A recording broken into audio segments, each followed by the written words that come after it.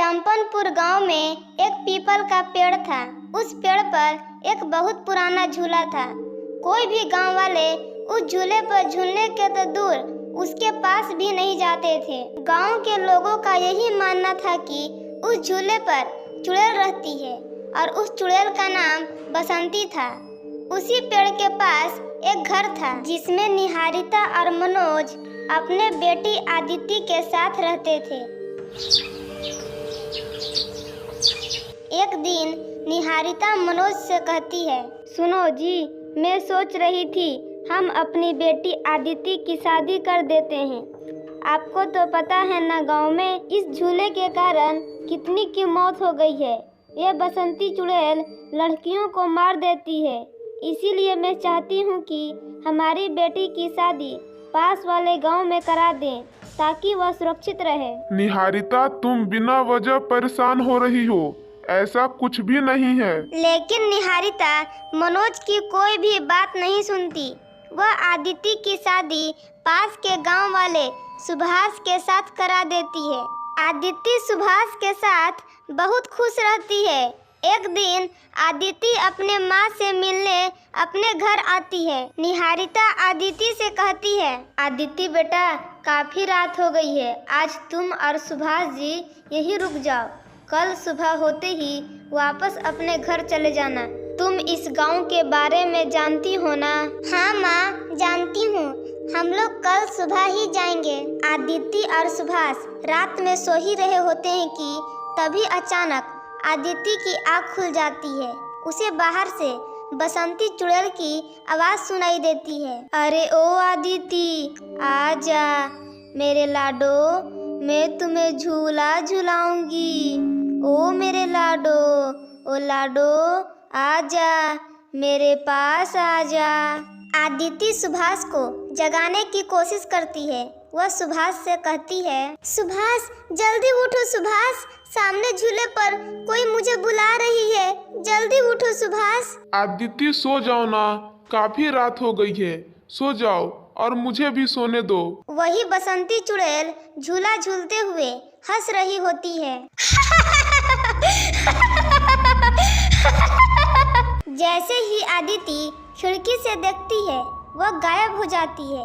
फिर आदिति उसे देखने के लिए पीपल के पेड़ के नीचे लगे हुए झूले के पास जाती है, मगर उसे वहाँ कोई भी नजर नहीं आता। अरे, यहाँ तो दूर दूर तक कोई नहीं है, लगता है मेरा भ्रम होगा। चलो, यहाँ आई हूँ तो आज इस झूले पर झूल कर देखती हूँ। माँ पिताजी तो कभी भी इस झूले पर बैठने ही नहीं दिया। मैं तो बचपन से ही इस झूले पर झूलना चाहती हूँ और आज वो सपना मेरा पूरा हो जाएगा। फिर आदिति उस झूले पर बैठकर झूलने लगती है और गाना गाने लगती है। हो ला ला ला ला, पंछी बन उड़ती फिरूं मस्त गगन में, आज मैं आजाद हूँ दुनिया के चमन में। पंछी बन उड़ती फिरूं मस्त गगन में, आज मैं आजाद हूँ दुनिया के चमन में। अरे वाह, इस झूले पर झूल कर तो मजा आ गया।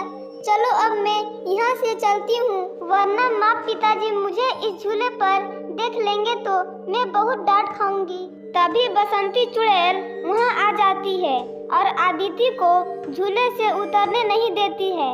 नहीं आदिति, अब तुम इस झूले से कभी नहीं उतर पाएगी।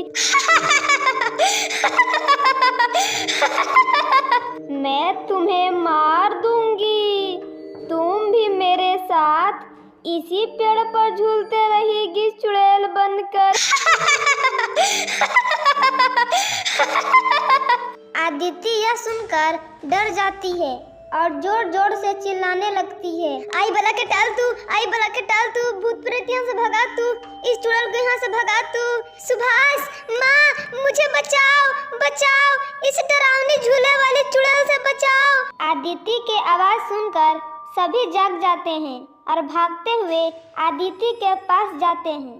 सुभाष चुड़ैल को देखकर कहता है, ए चुड़ैल, छोड़ दे मेरी पत्नी को, वरना मैं तुम्हें मार दूंगा, समझी चुड़ैल।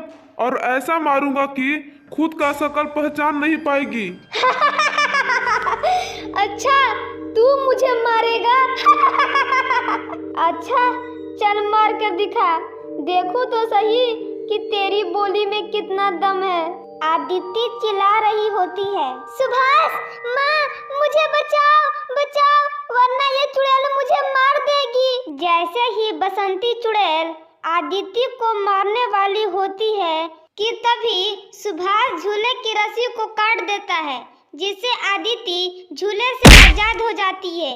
कि तभी सुभाष झूले को आग लगा देता है और उसी झूले के साथ बसंती चुड़ैल भी जलने लगती है। मैं तुम दोनों को छोड़ूंगी नहीं, मैं बदला लेने के लिए वापस जरूर आऊंगी। यह कहकर वह जलकर राख हो जाती है और गांव वालों को उस चुड़ैल से मुक्ति मिल जाती है।